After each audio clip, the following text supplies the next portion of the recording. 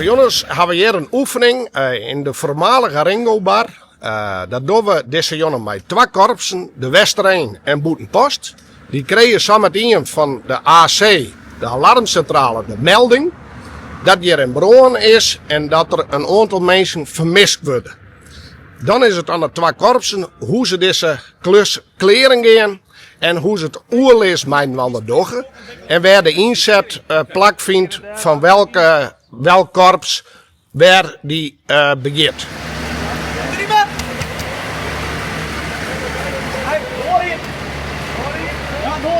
Hallo, is er iemand? Hallo! En dan maar we zien in wat voor tijd als ze het dwang kennen en dat ze het op een goede manier doen en dat ze de slachtoffers eruit halen, want dat is de eerste grootste prio.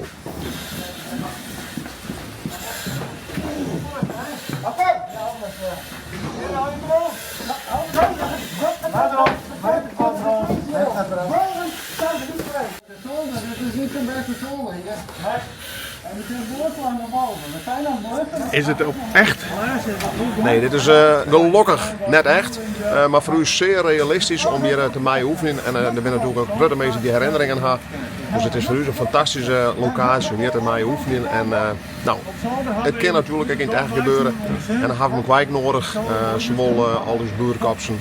Dus het is voor u een fantastische locatie om hier te mij oefenen. Wisten ze van tevoren dat ze hierheen moesten? Nee. Alle oefeningen die we dan uitzetten.